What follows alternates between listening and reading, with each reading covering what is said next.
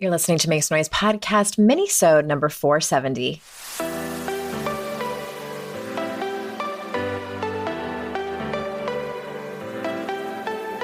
Welcome to Make Some Noise podcast, your guide for strategies, tools, and insight to empower yourself.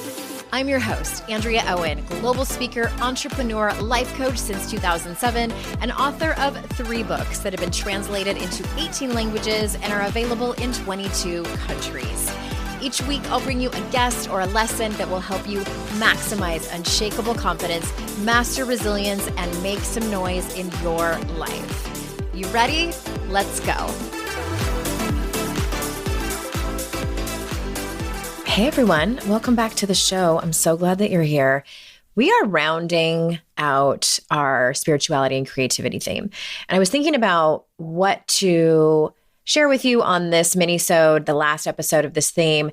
And I was thinking about the episode that I did with David around deconstruction. And it got me thinking about really the overall message that I want to be clear on when it comes to how I feel about spirituality and what I want for you. And it's pretty simple. I don't want anyone to think that, I'm pushing any kind of spiritual beliefs whatsoever. I've always felt like, well, I take that back. I haven't always felt like, I'll get back to that. Present day, I feel like as long as you feel grounded, I guess it becomes a question, as you think about your own spiritual beliefs, do you feel grounded in them? Like when you feel solid in it, when you're clear on what it is that you believe in, does that help you feel grounded? Does that help you feel tethered to who you are as a person? Does it help you feel tethered to maybe your community? Does it help you feel tethered to just to who you are, really? And does it make you feel safe? In some religious circles or spiritual belief systems, it's important to have a sense of community. Like, do your beliefs feel that for you? And also, do you feel like it makes you a better human? Does it help you judge less? Does it help you help others, et cetera, et cetera? These are the things that I feel are important. In the outro of this podcast, I was very intentional when I wrote it, when I created a new one a couple of years ago. And, it's our life journey to make ourselves better humans and our life's responsibility to make the world a better place. And I think that many religious circles teach that. At least I hope they do. I know some that kind of tout that they do, but, on the front end, it seems like that, but on the back end, it's kind of not. But I think that's the bottom line when we're thinking about what it is that we're looking for in our own spiritual beliefs. I think it's important to think about that. I think for many of us, we were handed religious beliefs at a very young age. I know that was the case for me. And as we're adults now, I think it can be helpful to look back on that.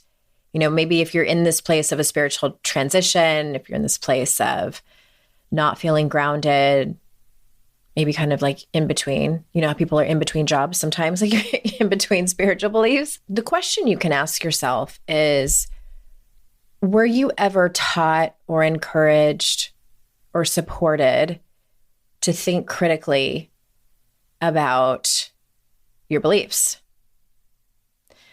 And this is tricky because I see a lot of people on social media talking about how they teach their children to constantly question authority. And I'm like, can you say more about that? Because, okay, I'm very curious about it. And I won't get too far down that rabbit hole. And I do think it's important to at least teach your children to think critically. What does that actually mean? It's funny. I never even really thought about the definition of critical thinking. I only thought about times in my life where I had done so, and either it opened my mind to other modes of thought, other beliefs, and I stayed within the beliefs that I had, or it ended up changing my mind. The definition of critical thinking is pretty complex, in my opinion. I looked it up and I was like, what? It's very, it feels a little heavy-handed. Let me just quickly whip through these 4 bullet points that I got from, this is from a book called The Miniature Guide to Critical Thinking Concepts and Tools by Richard Paul and Linda Elder. It's currently on the website criticalthinking.org. So here's what they say, quote, "A well-cultivated critical thinker raises vital questions and problems, formulating them clearly and precisely, gathers and assesses relevant information using abstract ideas to interpret it effectively, coming to well-reasoned conclusions and solutions, testing them against relevant criteria and standards, then thinks open-mindedly with alternative systems of thought, recognizing and assessing, as need be, their assumptions, their implications, and practical consequences. And lastly, communicates effectively with others in figuring out solutions to complex problems." Okay, end quote.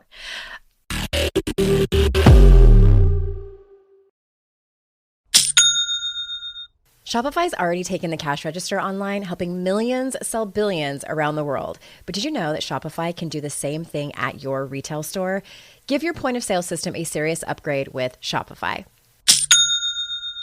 With Shopify, you get a powerhouse selling partner that effortlessly unites your in-person and online sales into one source of truth. Track every sale across your business in one place and know exactly what's in stock. Connect with customers inline and online. Shopify helps you drive store traffic with plug-and-play tools built for marketing campaigns from TikTok to Instagram and beyond.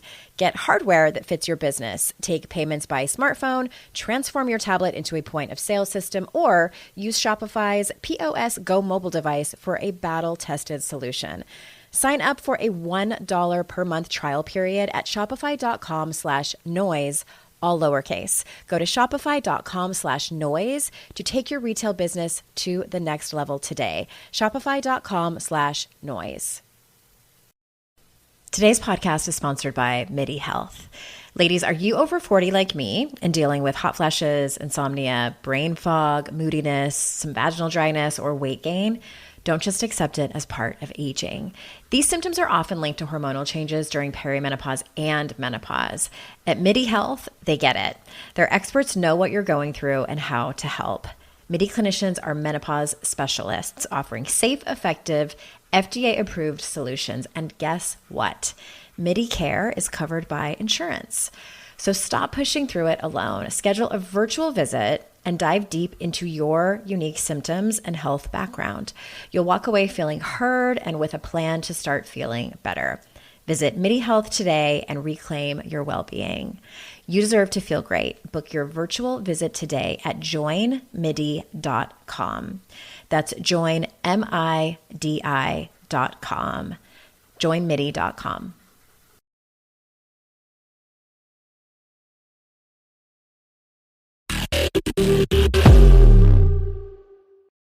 Let me give you an example as it pertains to organized religion of how critical thinking helped me when I was fairly young. And it wasn't this sort of like, oh, I have this epiphany and then I changed my mind. It was these small things over time that led me to a decision. When I was about 12 or so, and I believe I told this story in David's interview.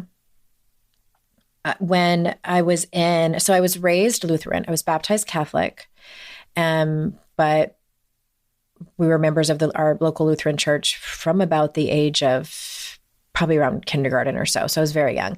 And if you are a Lutheran, as it is in, I assume, many religions, you go through various kind of programs within the church. We have First Communion, which I feel like we had to go through some classes to do that. And then the bigger one was confirmation, where it felt like it went on for years, but it probably was only like 6 weeks or something. I feel like it was years long. I still have much of the books of the Bible, especially the New Testament, memorized because it was in a song. Anyway, it was during that time, around that same time, when we had learned at school that a human can survive for 3 days without water. We can survive a lot longer without food, but without water, 3 days. And I came to my pastor and I said, what if Jesus was just unconscious? He wasn't dead and they buried him alive, which, as from what we can tell from historical writings, did happen sometimes. People were accidentally buried alive. And he woke up from being unconscious and, everyone assumed he had been killed and was resurrected. And my pastor was like, kind of gave me like that's cute, but no, but also like kind of horrified. No, absolutely not. And I remember feeling there was a few other things, like I had told him that I believed in reincarnation, which it was responded with, we don't believe that as Lutherans. I was like, we don't? Like this we thing is weird. But it was things like that where I was thinking critically, just sort of questioning other options that could happen. Like, well, what else is out there? It doesn't necessarily mean that I automatically believed it, but it's just about sort of opening your mind and kind of taking off the blinders and not being so narrow focused, which I think if you are raised in a family where you are handed beliefs, this is what we believe in terms of religion, this is what we believe as our family values, this is what we believe politically, here's kind of the underlying, this is how we do things around here. I think every family has those rules, whether they are said or not. This is how we do things around here. And when we get to a certain age, sometimes, it's as children, sometimes it's as adolescents, as it was for me. And it continued. I had a pretty big political epiphany. I don't know how long ago, 15 years ago, maybe a little bit longer, where again, I started to think critically. I just feel that it allows you to make decisions for yourself. And I also want to mention that I think for some people, they come to these new conclusions and they feel solid in it. For others, there's like this sort of in the messy middle stage where you're not sure. You kind of might go back to what you believed before and question if your new thinking is true for you or not. It's not linear all the time. I think what I'm trying to say, the bottom line of all of this is that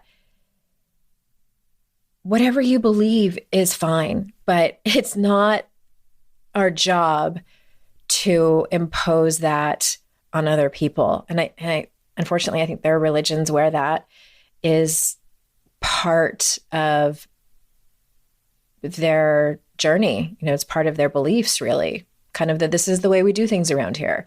I remember being in youth group and it was like a Saturday morning, and we all piled in the youth group van and went to neighborhoods to go knock on doors to spread the good news. And I remember the only reason I went, this is kind of embarrassing, I was probably 13 or 14. The only reason I went because I had a crush on this guy named Dan who was just on fire for the Lord. And I wanted him to be on fire for me. And I was so hoping that Susan, the youth group leader, would understand telepathically to put me in, because she would put us in pairs, like pair me up with Dan. And she did not. And I actually got paired up with one of my friends. But I was sorely disappointed. I was sorely disappointed that I didn't get to go door to door to spread the good news with Dan. Anyway, that is neither here nor there.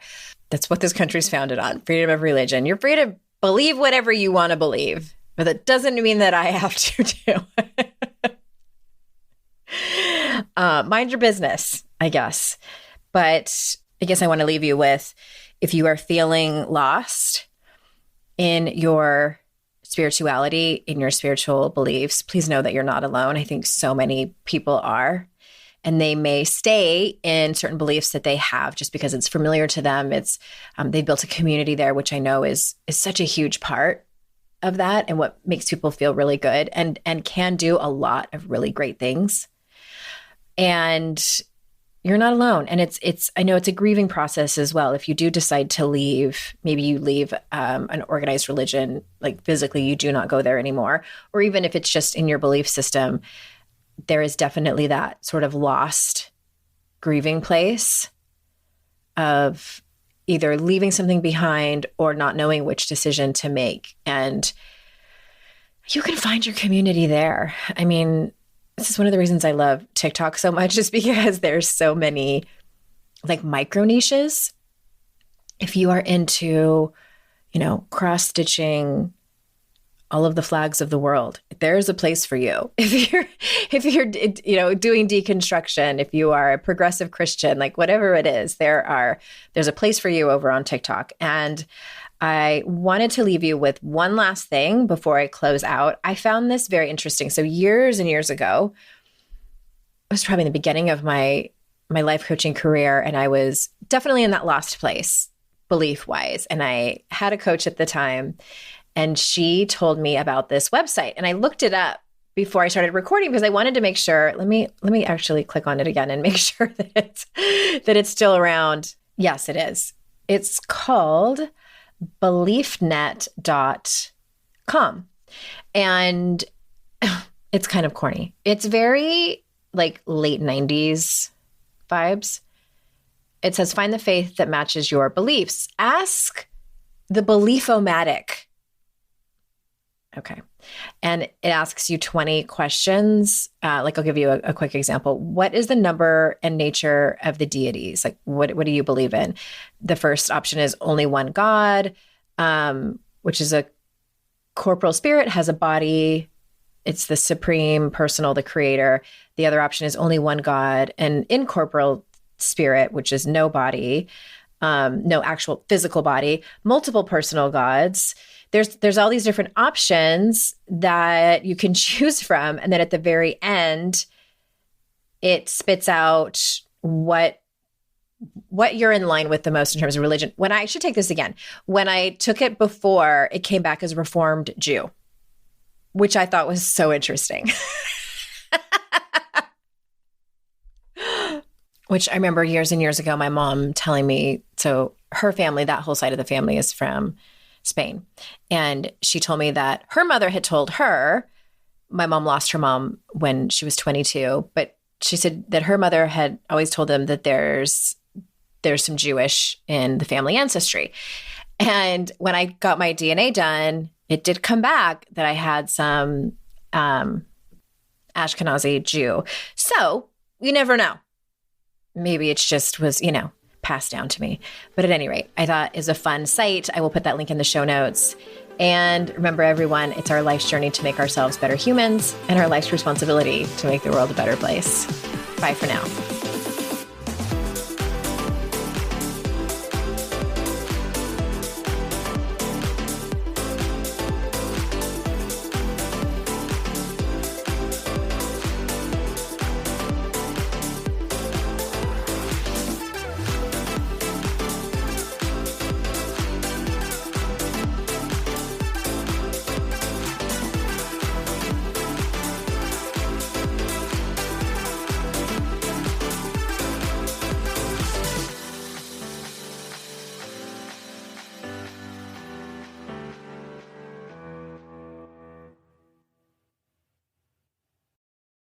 I'd like to introduce you to the Minimalist Moms podcast. It's hard enough being a mom, and the last thing you need is stress from too much stuff and an overcrowded schedule. For too long, I lived with the mindset that bigger was better, and the more I added to my life, instead of feeling better, I felt overwhelmed. It was time for a radical new mindset. Less is more. I'm not into extremes. I didn't throw everything away. My brand of minimalism is more about adding than subtracting. Get rid of the excess to make room for what you love. In other words, it's about living life with purpose. I hope you'll listen in, and my guest and myself can inspire you to think more and do with less. The Minimalist Moms podcast, available wherever you listen to podcasts.